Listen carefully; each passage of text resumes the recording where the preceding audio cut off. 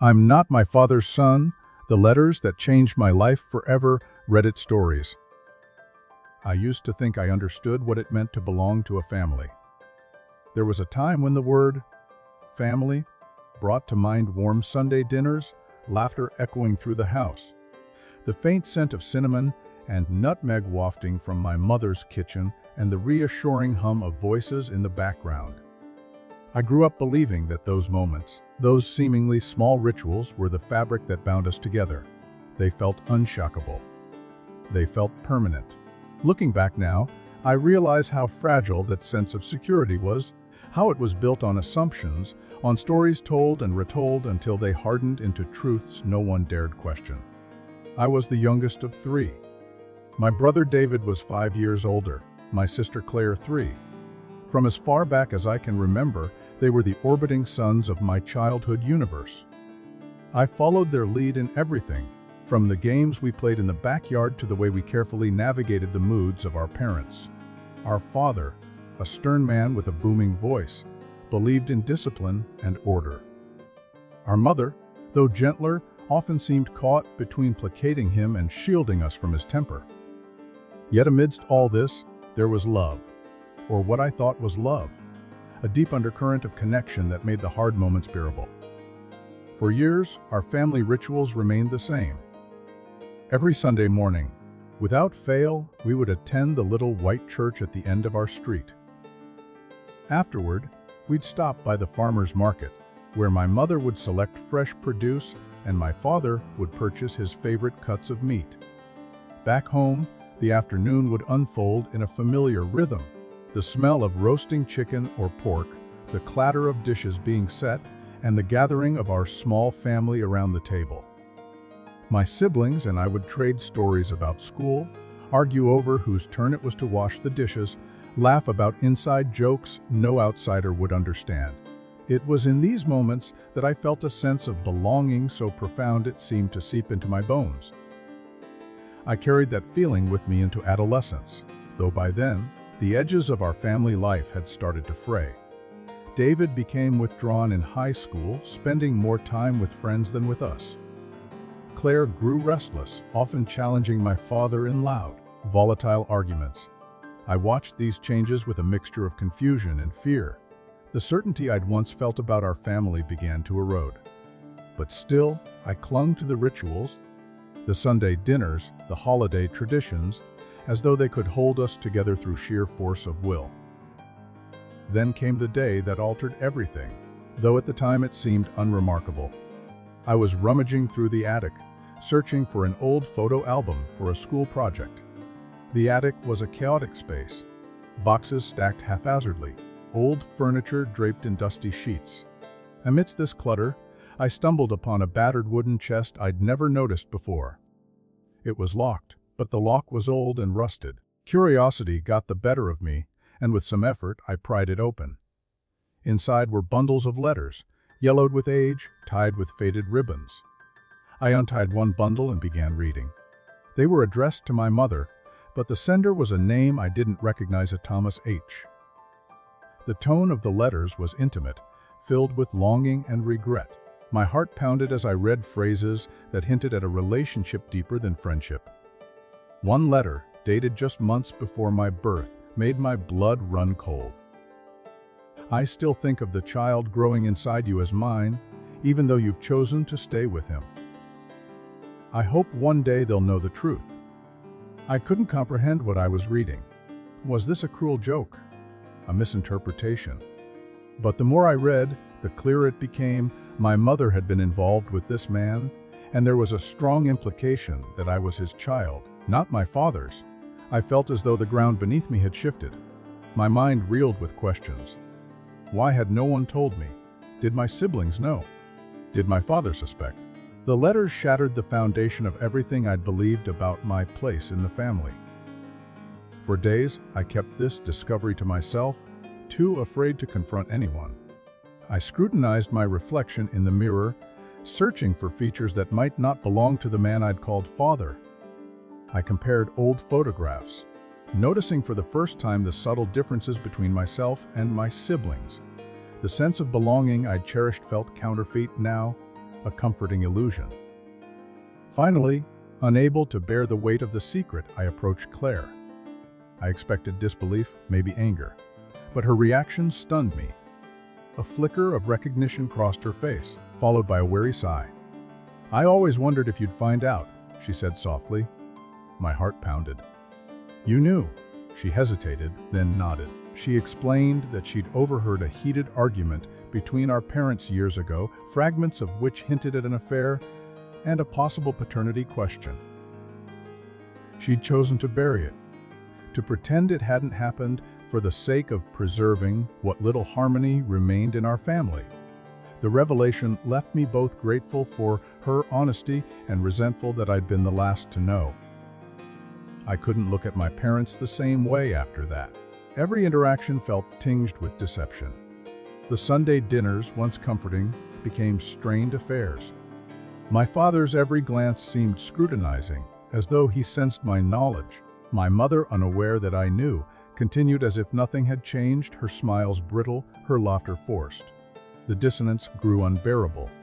One rainy afternoon, unable to suppress the turmoil any longer, I confronted my mother. I presented the letters, watched as the color drained from her face.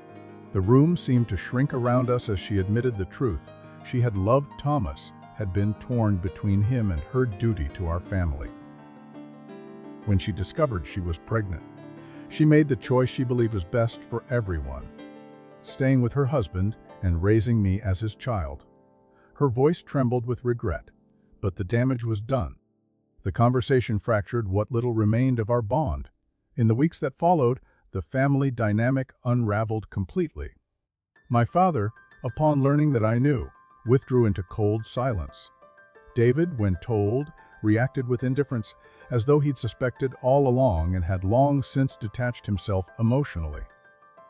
Claire remained my only source of comfort, though even our relationship was strained by the weight of unspoken grief. I often wondered how different life might have been if the truth had surfaced earlier, if honesty had replaced secrecy.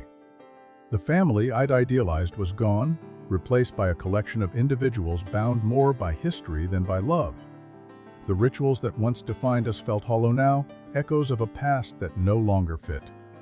In those lonely months, I grappled with identity in ways I never had before. Who was I, if not the child of the man who raised me? Where did I belong, if not within the family I'd known? The answers were elusive, shifting with each passing day. What remained constant was a profound sense of loss. Not just for the father I'd believed in, but for the entire fabric of family that had once enveloped me. Yet amidst the grief, a strange clarity began to emerge. The illusion had been comforting, but it was still an illusion. Now at least I knew the truth. And in that truth, painful as it was, there was a kind of freedom. The path ahead was uncertain, but it was mine to forge. The story I'd been told was no longer my story. It was time to write my own. I thought that knowing the truth would bring closure, that it would be like opening a locked door and finally stepping into the light. But what no one tells you is that sometimes the truth opens more doors than it closes. In the weeks after my world came apart, I found myself haunted by a relentless curiosity about the man named Thomas. The name lingered in my mind, a ghost of a person who had shaped my existence without ever being part of it. Who was he? What kind of man was he? Did he know about me now? Did he care? The questions gnawed at me, eroding what little peace I had left. My relationship with my mother had become a fragile truce, held together only by the fact that neither of us wanted another confrontation. My father remained distant, a shadow of the man I had once idolized. The house felt colder, emptier. Even Claire, though supportive, had her own life to navigate and couldn't fully grasp the depth of my unraveling. It was in this void that the idea took hold. If I couldn't reclaim the family I had lost, perhaps I could at least understand the part of myself that had been hidden. I began with the letters. I read them over and over, searching for clues. Addresses, mentions of places, names of mutual friends. One letter mentioned a small town 2 hours away, where Thomas had supposedly moved after my mother ended the affair. I hesitated for days. torn between fear and longing. But the pull of the unknown was too strong. One gray Saturday morning, I got in my car and drove to that town, my heart pounding with each passing mile. The town was quiet, the kind of place where everyone seemed to know each other. I visited the library, the town hall, scanning public records for the name Thomas H. It felt like chasing shadows, each lead turning cold. Just as I was about to give up, an elderly librarian noticed my frustration. When I mentioned the name, her eyes lit up with recognition. "Thomas Harper?" she asked. My breath caught. Yes. She told me that Thomas Harper had lived on the outskirts of town for many years. He had been a teacher at the local high school, respected and well-liked. Though somewhat private, he had passed away 2 years prior. The words hit me like a punch to the chest. I had spent so long building an image of this man in my mind, only to find that I would never meet him. I thanked the librarian and left the library in a daze. The next logical step was to find out if he had any family. It turned out he had a sister, Margaret, who still lived in town. With trembling hands, I found her address and drove there. The house was modest, surrounded by a well-kept garden. I sat in the car for what felt like an eternity, debating whether to knock. Finally, driven by a mix of desperation and resolve, I approached the door and rang the bell. Margaret was in her 70s, her sharp blue eyes studying me with curiosity. When I explained who I was and why I had come, her expression shifted from curiosity to shock, then to an unexpected warmth. She invited me in, her hands trembling slightly as she poured tea. We talked for hours. She confirmed that Thomas had loved my mother deeply, had always wondered what became of the child they might have had together. Tears welled in her eyes as she looked at me. "You have his eyes," she whispered. For the first time since discovering the truth, I felt seen. Not as an imposter, but as someone who belonged somewhere, however tenuous that connection might be. Margaret shared stories of Thomas, painting a picture of a kind, thoughtful man with a passion for literature and music. I soaked in every detail, trying to piece together the man who had unknowingly shaped my identity. Before I left, she pressed a small box into my hands. Inside were photographs, letters, and a silver locket. "He would have wanted you to have these," she said. I drove home with the box on the passenger seat, tears streaming down my face. The discovery of Thomas's life brought a bittersweet solace. I no longer felt adrift in the same way, though the rift with my family remained unresolved. My mother and father knew nothing of my journey, and I wasn't ready to share it with them. The house remained a tense, silent battleground. Claire, sensing my turmoil, encouraged me to seek therapy. Reluctantly, I agreed. In therapy, I began to untangle the web of emotions that had ensnared me. Anger, grief, betrayal, confusion, all mingled in a chaotic storm. My therapist urged me to confront my parents, to seek closure, but the thought terrified me. How could I bridge a chasm that seemed to widen with each passing day? The turning point came unexpectedly. One rainy evening, I returned home to find my father in the living room, a whiskey glass in hand, staring at the fireplace. The air was thick with unspoken words. For a moment, I considered retreating, but something held me there. Without fully knowing why, I sat down across from him. The silence stretched between us, heavy and uncomfortable. Finally, in a voice rough with emotion, he spoke. "I knew," he said. My breath caught. He didn't look at me, but his words poured out in a slow, painful stream. He had known about the affair, had suspected the truth about my paternity. But he had chosen to raise me as his own, hoping the past would stay buried. The discovery of my knowledge had reopened old wounds he had never truly healed. His admission cracked something open in me. The resentment, the anger, they didn't vanish, but they softened, tempered by the understanding of his pain. We talked for hours, the barriers between us gradually lowering. For the first time in months, I saw glimpses of the father I had once known. In the days that followed, conversations with my mother began to thaw as well. She spoke of her regrets, her love for Thomas, and her enduring love for me. The road to healing was slow, uneven, but it had begun. Claire remained my anchor through it all, her unwavering support a constant in the shifting sands of my life. Yet as I rebuilt these fractured relationships, I realized that true healing required more than reconciliation. It required acceptance, not just of the past, but myself. I delved deeper into the materials Margaret had given me. The photographs of Thomas, the letters he had written to friends, the music he had loved, all became threads weaving a new tapestry of identity. I saw reflections of myself in his words, his passions, his struggles. Slowly, the pieces of my fractured self began to coalesce. I no longer defined myself solely by the family I had grown up in, nor by the secrets that had once bound us. I was more than the sum of those parts. The journey wasn't linear. There were setbacks, moments of despair, but each step forward brought a deeper understanding, a greater sense of self. The rituals of family life gradually returned, altered but genuine. Sunday dinners resumed, this time with an honesty that had been absent before. The laughter was quieter, the conversations more thoughtful, but there was a newfound authenticity. The family I had once idealized was gone, but in its place was something real, something imperfect yet resilient. I often thought of Thomas during those moments, wondered what he would think of the life I was building. In a way, he had given me a second chance, a chance to redefine family, to forge connections based on truth rather than illusion. And in doing so, he had helped me find a place where I truly belonged. The path ahead remained uncertain, but I faced it with a strength I hadn't known I possessed. The story wasn't over. In many ways, it was just beginning, and this time it was my story to tell. I often wondered whether the human heart could truly mend after such fractures, whether bonds once stretched so thin could ever regain their former strength. The early months after confronting my parents had been filled with tentative steps, careful conversations, each word weighed against the fear of opening new wounds. Yet with each passing week, something subtle shifted.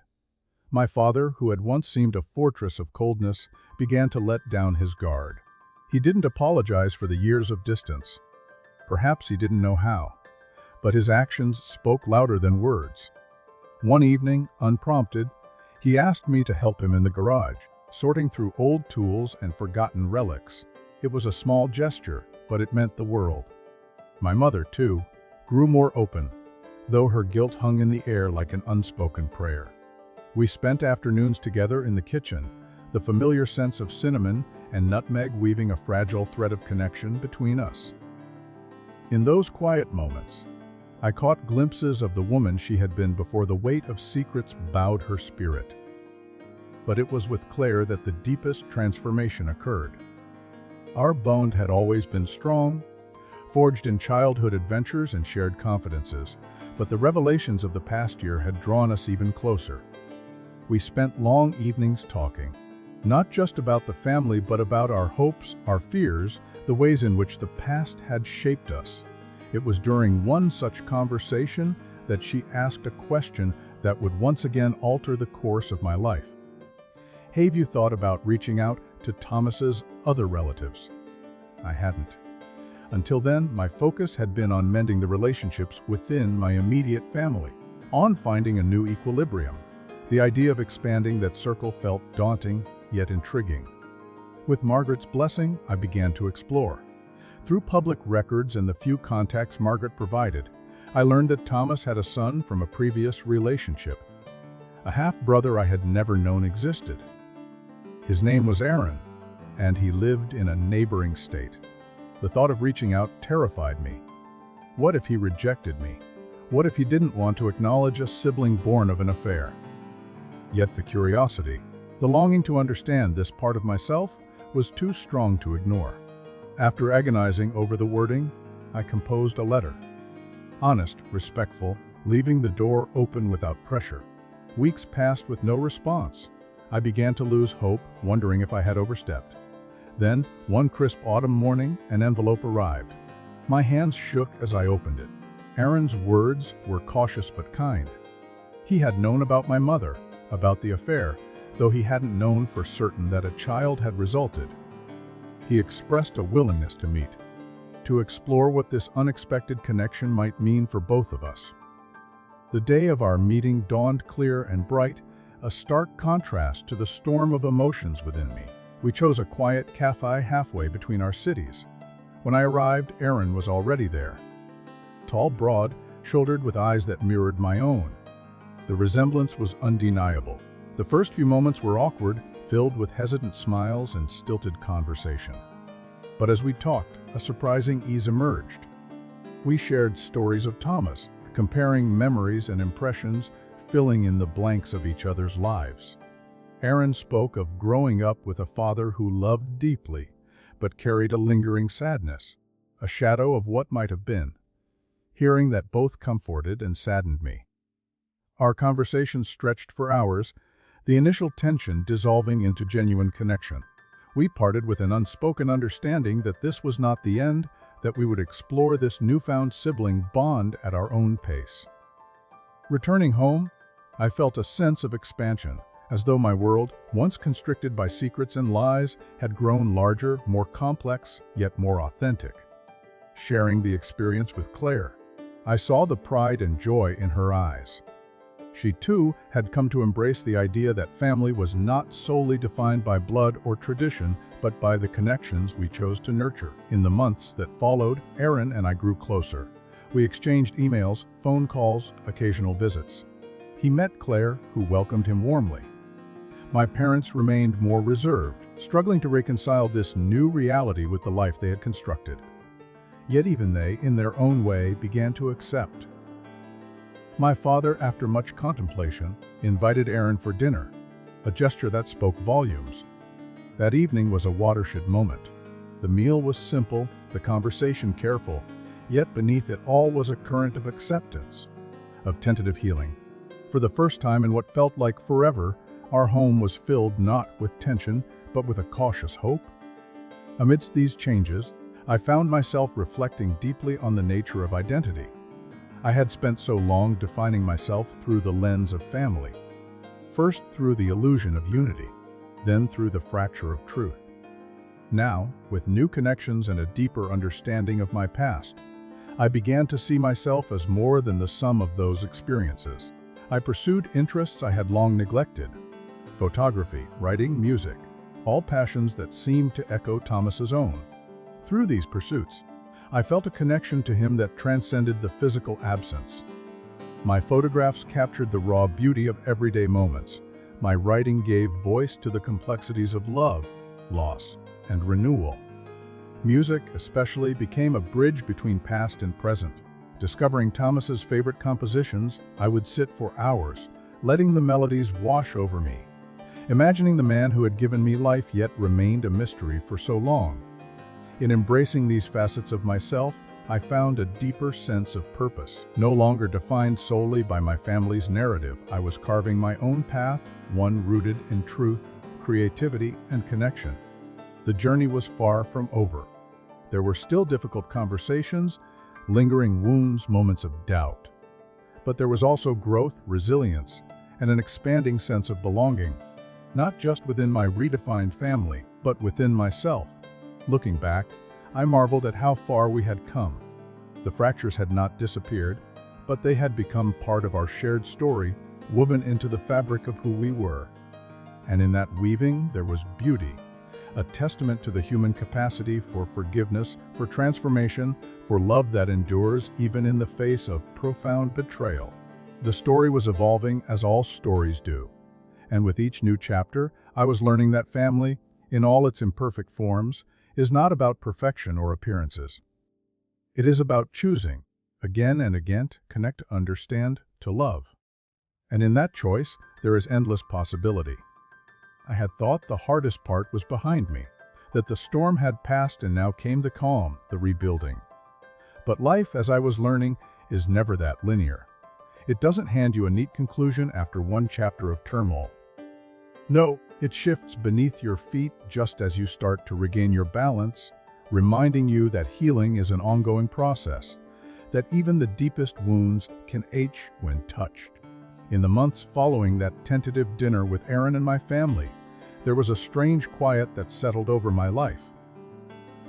On the surface, things seemed to stabilize.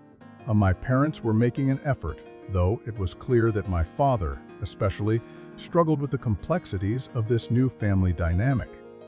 My mother was more openly supportive, perhaps out of guilt, perhaps out of genuine desire to mend what had been broken. Claire remained my confidante, always ready with a listening ear, her unwavering presence grounding me. Aaron and I grew closer with each passing interaction. We discovered shared interests beyond our mutual connection to Thomas. Hiking, a love of old films, an appreciation for dark humor. The more I got to know him, the more I felt a kinship that was different from what I had with David or Claire. It wasn't better or worse, just different, rooted in this strange twist of fate that had brought us together. But beneath this surface calm, questions began to stir. I found myself revisiting the old letters from Thomas, lingering over certain phrases, certain references. There was one letter in particular that haunted me. In it, Thomas mentioned having kept a journal during the time of the affair, a place where he had poured his unspoken thoughts, his hopes, his grief. I hadn't seen any such journal among the belongings Margaret had given me. I debated whether to ask her, whether it would be intrusive or reopen old wounds, but the pull was too strong. One afternoon, I called her. Margaret was gracious as always. When I mentioned the journal, there was a long pause. Then she sighed. I wasn't sure whether to tell you, she said. But yes, it exists. I found it after Thomas passed. I didn't know if it was something you would want or if it would do more harm than good. I assured her that I wanted to read it, that I needed to. A week later, a small package arrived at my door. Inside was a leather-bound journal worn with age, the edges of the pages soft from years of handling. I hesitated for a long time before opening it, my hands trembling. Reading Thomas's words was like stepping into his mind, his heart. The journal was raw, intimate, filled with longing, doubt, love, and pain. He wrote about my mother with a tenderness that brought tears to my eyes, about the agony of knowing she had chosen another life. And he wrote about Meek, about the child he believed was his, about his hopes that one day we might know each other. There was one entry, dated shortly after my birth, that stopped me cold. Thomas wrote of visiting the hospital, standing in the hallway, watching through the glass as newborns were wheeled past. He didn't know which one was me, but he wrote of feeling an overwhelming love, a connection that transcended the physical barrier. I read that passage over and over, the tears falling freely. All my life, I had felt a void, a question mark where my identity should have been. Now, here was a man who had loved me from afar, who had grieved for the life he couldn't share with me. The journal gave me something I hadn't realized I needed, a sense of being wanted, of being loved. Not out of obligation, but for who I was. Yet it also stirred new questions. Why had my mother never told Thomas more about me? Why had she kept him at such a distance? The answers were not in the journal, and I knew only one person could provide them. Confronting my mother again felt daunting. We had made such careful progress in rebuilding our relationship, but I couldn't ignore the questions gnawing at me. One evening, after dinner, I found the courage to ask. At first, she was silent, her face drawn and pale. Then she began to speak, her voice barely above a whisper. She told me of the fear that had consumed her after my birth. The fear of losing everything she had fought to protect, the fear of shattering our family, the fear of my father's wrath. She had convinced herself that cutting off contact with Thomas was the only way to preserve some semblance of stability. Her words were filled with regret, but also with a deep wariness. I listened, my emotions a tangle of empathy and frustration. I understood her fear, but it didn't erase the pain of what had been lost. Still, hearing her truth brought a strange kind of closure. For the first time, I saw her not just as my mother, but as a flawed, frightened woman trying to navigate impossible choices. In the weeks that followed, I shared the journal with Aaron. We read through it together, sometimes in silence, sometimes with laughter, often with tears. It deepened our bond, gave us a shared history that was no longer just theoretical, but grounded in Thomas's own words. And yet, As the seasons turned, life once again threw the unexpected my way. One crisp winter morning, I received an email from a woman named Elise. She introduced herself as a former student of Thomas's, someone who had been close to him in his later years. She had heard through Margaret about my existence and wanted to reach out. Her message was warm, respectful, filled with stories of Thomas's kindness and wisdom. We began corresponding, and I soon learned that Elise had been something of an unofficial daughter to Thomas, a surrogate family in his final years. Through her, I discovered even more about the man who had given me life, his passion for teaching, his love of poetry, his struggles with loneliness. One story in particular stayed with me. Elise recounted how, every year on my birthday, Thomas would take a solitary walk to a favorite spot in the woods, leaving a small token, a stone, a flower, a note, as a way of honoring the child he couldn't know. The image of that solitary ritual pierced my heart. All those years, while I had been blowing out candles surrounded by family, unaware of the truth, he had been marking the day in quiet remembrance. It was both beautiful and heartbreaking. Meeting Elise in person felt inevitable. When we finally sat across from each other, it was like meeting another piece of myself. She shared more stories, more memories, filling in gaps I hadn't even known existed. Through her eyes, I saw Thomas not just as a figure of longing, but as a fully realized person, flawed, complex, deeply human. The more I learned, the more I felt compelled to honor his memory in a tangible way. I began to write a memoir of sorts, weaving together the fragments of my story, of his story, of our family's tangled history. It was a daunting task, one that forced me to confront painful truths again and again. But it was also healing, a way of reclaiming agency over a narrative that had once been shaped by secrecy. Sharing the draft with Claire and Aaron was terrifying, but their responses were overwhelmingly supportive. My parents, too, eventually read it. My mother with tears, my father with a stoic nod of approval that spoke volumes. In the process, our family continued to evolve. The fractures remained, but they were no longer barriers. They were scars, visible but no longer defining. And as the first copies of the memoir were printed, I realized something profound. This story, born of pain and betrayal, had become a testament to resilience, to the power of truth, to the enduring bonds of love, in all its messy, imperfect forms.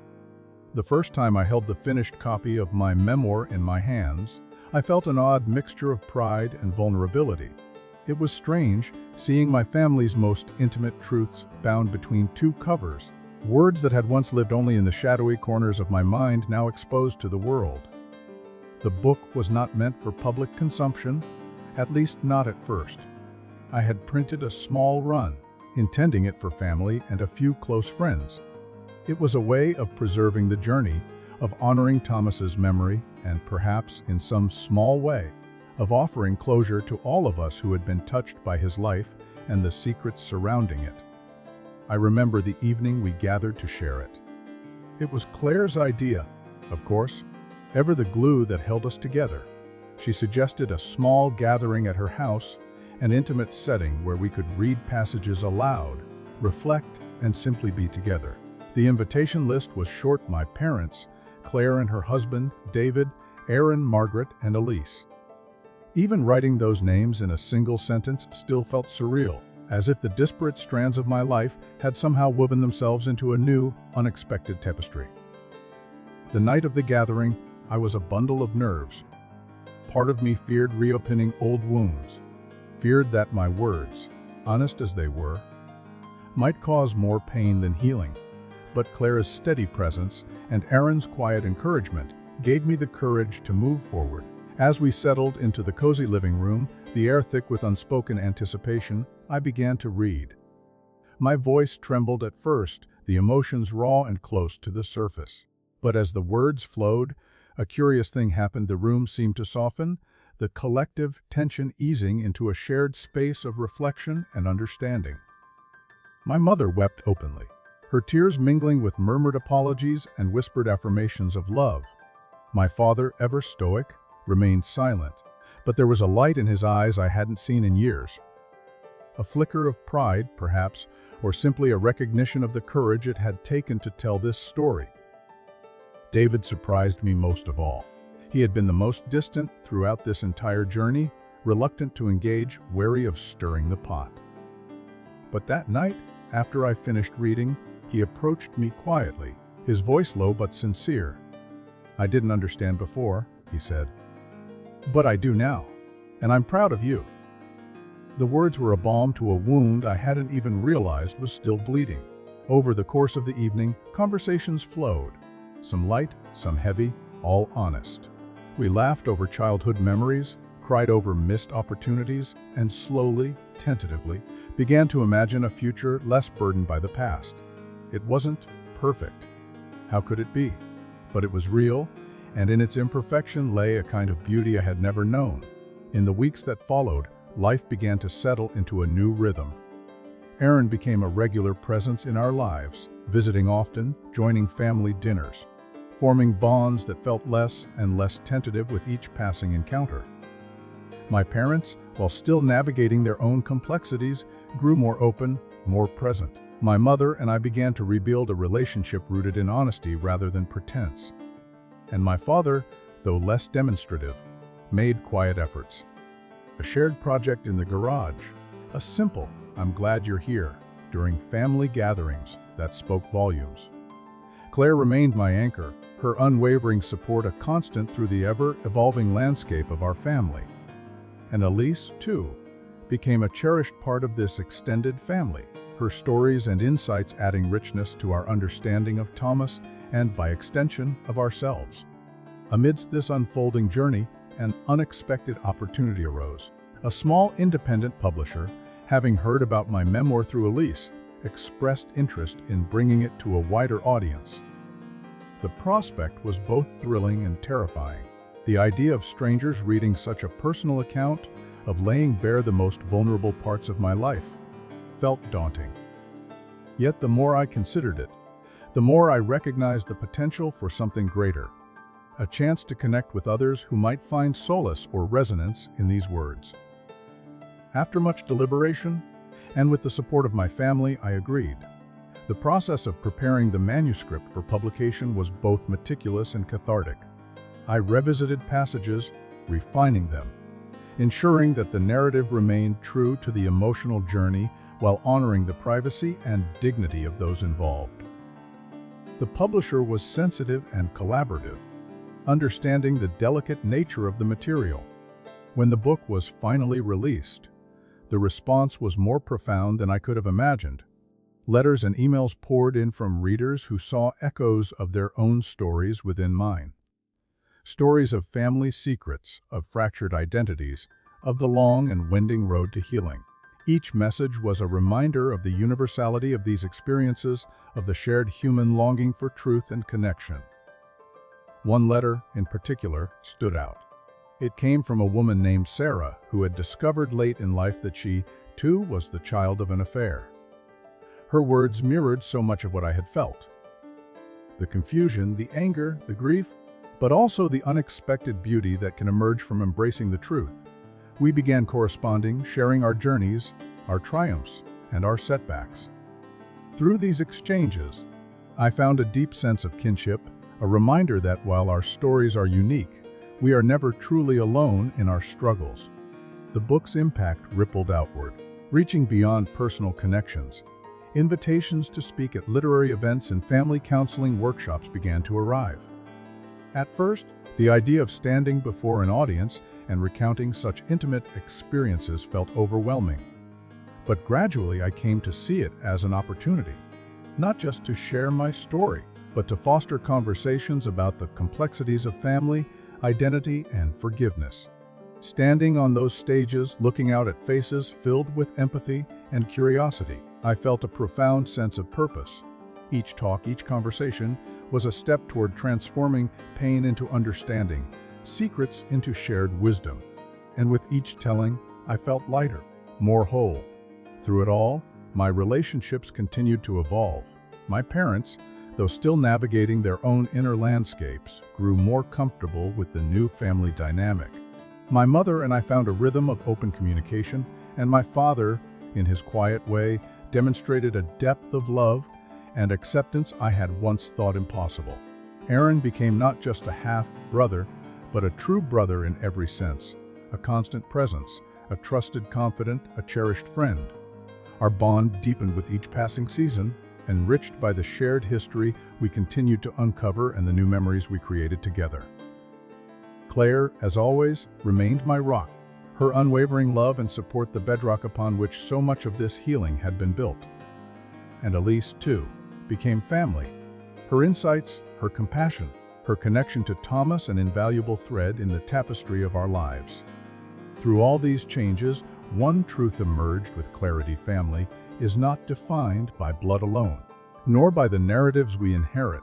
It is shaped by choice, by the willingness to embrace complexity, to forgive, to love in spite of, and because of our imperfections. As I reflected on the journey thus far, I realized that the story was far from over.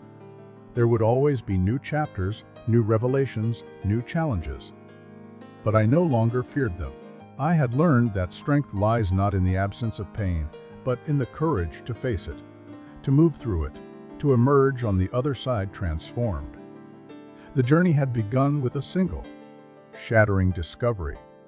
It had led me through darkness and doubt, through grief and anger, through tentative steps toward healing. And now, standing in the light of all that had been revealed, I saw not an ending, but a beginning, a life lived in truth, in connection, in the ever-unfolding embrace of what it means to be family. There is something peculiar about the way life circles back on itself, how the threads we thought severed can weave new patterns when we least expect it. I had spent so long grappling with the past, sifting through memories, searching for meaning, that I hadn't noticed how much my present had changed, how far I had come from that confused, fragmented person I had been when I first stumbled upon those old letters in the attic. It wasn't a dramatic shift, no sudden epiphany, but a quiet unfolding, like watching dawn creep over the horizon. The light comes so gradually that by the time you realize it's day, you can't quite remember when the darkness ended.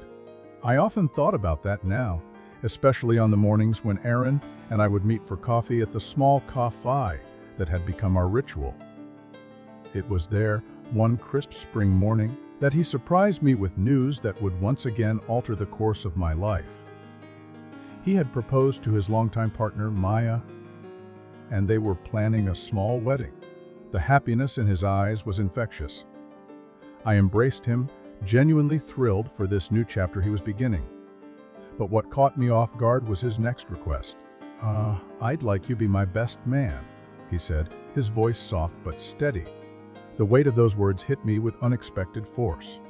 To be asked to stand beside him, not just as a brother by blood, but as a chosen brother, was a testament to how far we had come. I accepted without hesitation, though later, in the quiet of my apartment, the emotions washed over me. There had been a time when I couldn't have imagined such a moment, when the idea of belonging had felt so distant, so unattainable. The wedding preparations brought our families together in ways that further blurred the old lines. Mia, warm and gracious, welcomed me and my family with open arms. My parents, to their credit, embraced the occasion with genuine joy. My mother, in particular, seemed lighter these days, as if the burden of long-held secrets had finally lifted. My father remained a man of few words, but his quiet presence spoke of acceptance, of a willingness to move forward. Claire, of course, was in her element, helping with the planning, offering advice, and keeping spirits high. Even David, who had once kept his distance, became more involved, surprising us all with his enthusiasm. The wedding day arrived beneath a sky of perfect blue, the air crisp with the promise of new beginnings. Standing beside Aaron as he spoke his vows, I felt a profound sense of gratitude, not just for this moment, but for the journey that had led us here. After the ceremony, during the reception, there was a moment that remains etched in my memory. My father approached me, a glass of whiskey in hand. For a long moment, he simply looked at me, as if seeing me fully for the first time. Then, in a voice rough with emotion, he said, "You've made us proud. You've made me proud." The words, simple as they were, meant more than I could express. In that moment, I saw not the stern, distant man of my childhood, but a father striving to bridge the gap between us. It was enough. More than enough. The months that followed were filled with new rhythms, new connections. Aaron and Mia visited often, and our families blended in ways that once seemed impossible. Holidays, once fraught with tension, became occasions of genuine warmth. Laughter returned to our gatherings. Not the forced kind of old, but the easy, spontaneous laughter that comes from shared joy. Amidst these changes, I found myself reflecting more deeply on the journey I had undertaken. The memoir had opened doors I hadn't anticipated. Speaking engagements, interviews, opportunities to connect with others navigating similar paths. Each conversation reinforced a simple truth. We are all shaped by our stories, but we are not bound by them. We have the power to choose what we carry forward, what we leave behind, and what we create anew. One particularly poignant encounter came during a conference on family dynamics. After my talk, a woman approached me, tears in her eyes. She shared that she had recently discovered a family secret of her own and had felt lost, unsure how to move forward. Hearing my story had given her hope, a sense that healing was possible. In that moment, I understood something that had eluded me before. The journey I had undertaken wasn't just for myself or for my family. It was part of a larger tapestry, one thread among many in the vast, complex weave of human experience. By sharing my story, I was helping others find their own paths through the labyrinth of truth and reconciliation. Back home, life continued to unfold in gentle, unexpected ways. My relationship with my parents deepened. My mother and I spent more time together, often cooking or tending her beloved garden. There was a newfound ease between us, a mutual understanding that allowed for conversations once unthinkable. My father, though still reserved, made quiet gestures. A shared project, an invitation to watch an old film that spoke volumes of his evolving love.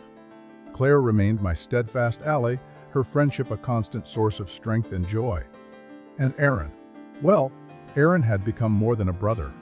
He was a true friend, a confidant, a reminder that family is not just about shared blood, but about chosen bonds forged in the fires of experience. Through it all, one thought kept returning to me: what would Thomas think of all this? I often imagined him watching from some unseen vantage, smiling at the unlikely family that had emerged from the wreckage of secrecy. His journal remained a treasured possession, its pages a touchstone in moments of doubt or reflection. I still visited his favorite spot in the woods on my birthday, carrying on his ritual in my own way, leaving a stone or a note in quiet remembrance. Life, of course, was not without its challenges. There were moments when old wounds ached, when the past threatened to pull me under. But I had learned to navigate those moments, to lean on the connections I had built, to find strength in the resilience I had cultivated. The journey had taught me that healing is not a destination, but a continual process, one that requires courage, compassion, and an openness to growth. As the anniversary of the book's publication approached, I was invited to speak at a major literary festival. Standing on that stage, looking out at an audience of strangers who had connected with my story, I felt a profound sense of fulfillment. In sharing my truth, I had not only reclaimed my own narrative, but had offered a beacon to others searching for theirs. After the talk, a young man approached me, his voice trembling. He spoke of discovering a hidden sibling, of struggling to reconcile the life he had known with the truths he had uncovered. I listened, offering what wisdom I could, and in that exchange, I saw the ripple effect of vulnerability and honesty. The journey had come full circle. What had begun with the shattering of illusions had led to the forging of deeper, more authentic connections, not just within my family, but within a larger community of seekers, of truth-tellers, of those brave enough to confront the shadows of the past. And so, as I sit here now, reflecting on all that has transpired, I am struck by a simple, profound truth. We are not defined by the secrets that shape us, nor by the wounds we carry. We are defined by our capacity to heal, to forgive, to choose love over fear, truth over silence. The family I thought I knew was never truly mine, but the family I have now, the one forged through honesty, resilience, and the unbreakable bonds of chosen connection, is more real, more enduring than I could have ever imagined. And in that, I have found not just peace, but purpose. The story continues, as all stories do. But for now, I am content to live this chapter fully, to embrace the imperfect, beautiful life that has emerged from the ashes of the past. Because in the end, it is not the secrets we keep, but the truths we embrace that define us. And I choose truth. I choose love. I choose family. Thanks for watching the video. Subscribe and like the video.